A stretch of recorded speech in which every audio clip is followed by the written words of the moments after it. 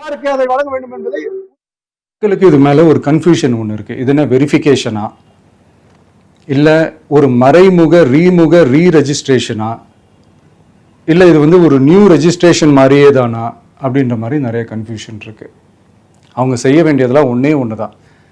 இந்த மாதிரி வீடு வீடாக போய் அந்த என்யூமரேஷன் ஃபார்ம் நம்ம ஃபில்அப் பண்ணி கொடுக்கும்போது அதுக்கான அக்னாலேஜ்மெண்ட்டை அந்த பிஎல்ஓ அந்த ஆஃபீஸர்கிட்ட இருந்து நீங்கள் வாங்கிக்கணும். அது ரொம்ப ரொம்ப முக்கியம். இது நான் சொல்கிறது வாக்காளர் பட்டியலில் ஆல்ரெடி உங்கள் பேர் இருக்கிறவங்களுக்கு நான் சொல்கிறேன். இப்போ புது வாக்காளர்கள், ஃபர்ஸ்ட் டைம் ஓட்டர்ஸ், அவங்களுக்கு ஃபார்ம் 6ன்னு ஒன்று இருக்குது.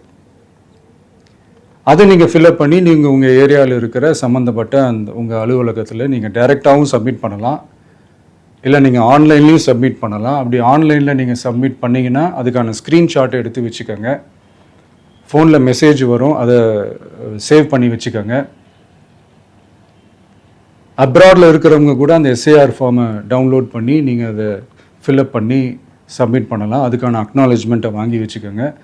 ரொம்ப முக்கியமாக உங்களோட பிஎல்ஓ அந்த ஆஃபீஸர் யாருன்னு தெரிஞ்சு வச்சுக்கோங்க. இந்த தேர்தல் ஆணையம் அந்த வெப்சைட்டில் போனீங்கன்னா அந்த பர்டிகுலர் பிஎல்ஓ ஆஃபீஸரோட ஃபோன் நம்பர் கூட நீங்கள் எடுத்து வச்சுக்கலாம். இன்கேஸ் உங்களை யாரையும் ரீச் பண்ணலை, இல்லை உங்களுக்கு அந்த ஃபார்ம் கிடைக்கல அப்படின்னா நீங்கள் அவரை காண்டாக்ட் பண்ணி அந்த ஃபார்மை வாங்கி நீங்கள் ஃபில்அப் பண்ணி நீங்கள் சப்மிட் பண்ணலாம். ரொம்ப முக்கியமாக அதுக்கான அக்னாலேஜ்மெண்ட்டை வாங்கி வச்சுக்கோங்க. இது எல்லாமே சரியாக செஞ்சாலும் இந்த எஸ்ஐஆர் மேலே சில டவுட்ஸ் இருக்குது. அது என்னென்னா, இந்த 6,36,00,000 வாக்காளர்களுக்கு ஒருத்தர் விடாமல் இந்த ஒரே மாதத்துக்குள்ளே எப்படி எல்லாருக்குமே அந்த ஃபார்ம் போய் ரீச் ஆகும்? ஒன்று. ரெண்டாவது, நீங்கள் வரும்போது வீட்டை பூட்டிட்டு வேலைக்கு போயிட்டு என்ன பண்ணுறது? இப்போ நீங்கள் வருவீங்கன்றதுக்காக வேலையெல்லாம் விட்டுட்டு வீட்டுக்குள்ளேயே உட்காந்துட்ருக்கணுமா? ஸோ இதில் மெயினாக பாதிக்கப்பட போகிறது உழைக்கிற மக்கள், ஏழைகள், வேலைக்கு போகிற பெண்கள். இவங்களுக்கு யார் கரெக்டான அந்த பதில் சொல்ல போகிறது? ஒரு நியாயமான எஸ்ஐஆர்னா என்ன நடக்கணும்? இப்போது இறந்து போனவங்களை மார்க் பண்ணி அதுலேருந்து டிலீட் பண்ணணும். இப்போ போலி வாக்காளர்கள் இருந்தாங்கன்னா அவங்கள மார்க் பண்ணி டிலீட் பண்ணணும். இப்போ ஆல்ரெடி ஓட்டு இருக்கிறவங்களுக்கு எதுக்கு இந்த ரெஜிஸ்ட்ரேஷன் என்ற பேரில் இவ்வளவு குழப்பங்கள் அப்படின்றதான் எங்கள் கேள்வி. இப்போ புதுசாக வர வாக்காளர்களையோ இல்லை ஓட்டு இல்லாதவங்களையோ சேர்த்தா பத்தாதா? இப்போ ரீசெண்டாக நடந்த இப்போ எலெக்ஷன் 2021, 24 எப்படி எல்லாருமே ஓட்டு போட்டோம்? அதில் ஓட்டு போட்டவங்க கூட இப்போ புதுசாக ரெஜிஸ்டர் பண்ணணும்னா அது ஏன் அந்த கன்ஃபியூஷன் அப்படின்றதான் நாங்கள் கேட்குறோம். அதனால தான் நாங்கள் எஸ்ஐஆரை எதிர்க்கிறோம். இப்போ புதுசாக சில கம்ப்ளைண்ட்ஸ்லாம் வர ஆரம்பிக்குது. அது என்னென்னா, முக்கியமாக நம்மளுடைய டிவிகே தோழர்களுக்கு அந்த ஃபார்ம் கிடைக்க மாட்டேங்குது, கொடுக்க மாட்டேன்றாங்க அப்படின்ற சில கம்ப்ளைண்ட்ஸ். இது யார் பண்ணுறாங்க அப்படின்றது நான் தான் சொல்லி தெரிய வேணும்னு ஒன்றும் அவசியம் இல்லை உங்களுக்கு. இப்போ இருக்கிற ஆட்சியாளர்கள், அவங்களுக்கு கைப்பாவையாக இருக்கக்கூடிய சில பேர் வந்து இதை செய்ய ஸ்டார்ட் பண்ணியிருக்கிறாங்க. அதனால் மைடியர் வர்ச்சுவல் வாரியர்ஸ், இதை வந்து சாதாரணமாக எடுத்துக்காதீங்க. இது எல்லாருக்குமே அந்த ஃபார்ம் போய் ரீச் ஆகணும். இதில் ரொம்ப உறுதியாக இருங்க. அதையும் மீறி உங்களுக்கு அந்த ஃபார்ம் கிடைக்கலன்னா இருக்கவே இருக்கும் ஆன்லைன்.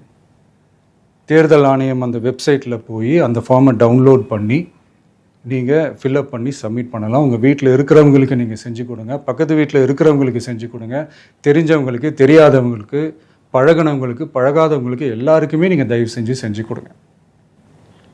அண்ட் ரொம்ப முக்கியமாக நம்ம ஜென்சி கிட்ஸ், நம்ம ஃபஸ்ட் டைம் ஓட்டர்ஸ், நம்ம புது வாக்காளர்கள், நம்ம நண்பா நண்பிகள், அவங்க ரொம்ப கேர்ஃபுல்லாக இருக்கணும். நான் ஆல்ரெடி சொன்ன மாதிரி உங்களுக்கான ஃபார்ம், அந்த ஃபார்ம் நம்பர் 6, அதை கரெக்டான டீட்டெயில்ஸோட கரெக்டான உங்கள் டாக்குமெண்ட்ஸை வச்சு அதை சப்மிட் பண்ணுங்கள். ஏன்னா வரப்போகிற தேர்தலில் நீங்கள் தான், அந்த ஜென்சி வாக்காளர்கள் தான் மிக முக்கியமான ஒரு ஃபோர்ஸ் அப்படின்றது எல்லாருக்குமே தெரிஞ்ச ஒரு விஷயம். அதனால் உங்களை டிஸ்டர்ப் பண்ணுறதுக்கு, உங்கள் பேரை அதில் இன்க்ளூட் பண்ணாமல் செய்கிறதுக்கு என்னென்ன வேலைகள் செய்யணுமோ, என்னென்ன தில்லுமுள்ளு வேலைகள் செய்யணுமோ எல்லாமே அவங்க செய்வாங்க. இது நமக்கு எல்லா திசையிலையும் எல்லா பிரச்சனைகள் கொடுத்துட்டு தானே இருக்கிறாங்க. அது டிஃபால்ட்டாக நடந்துட்டு தான் இருக்கும். அது ஒன்றும் பண்ண முடியாது. ஸோ அந்த மாதிரி ஓட்டு போடுற விஷயத்துலேயும் அவங்க என்ன உத்தமராக மாறவா போகிறாங்க? நான் சில மீட்டிங்ஸ்லலாம் ரிப்பீட்டடாக ஒரு விஷயம் நான் சொல்கிறேன்ல, 2 பேருக்கு நடுவில் தான் போட்டி அப்படின்ட்டு. அது மேடைக்கு மேடை அவங்க அதை ப்ரூவ் பண்ணிகிட்டு இருக்கிறாங்க. அதனால் தோழர்களே, வரப்போகிற தேர்தலில் நம்ம யாருன்னு காட்டணும், நம்ம பலம் என்னன்னு காட்டணும். அதுக்காக அந்த பலமான அந்த பவர்ஃபுல்லான ஆயுதத்தை நம்ம கையில் எடுக்கணும். அந்த ஆயுதம் வேறு எதுவுமே இல்லை, ஓட்டு, வாக்கு, ஜனநாயகம். அது இருந்தால் தான் நம்ம அந்த வெற்றியை நோக்கியே நம்மளால் பயணிக்க முடியும். தமிழ்நாடே அந்த வாக்குச்சாவடி முன்னாடி திரண்டு நிற்கணும்.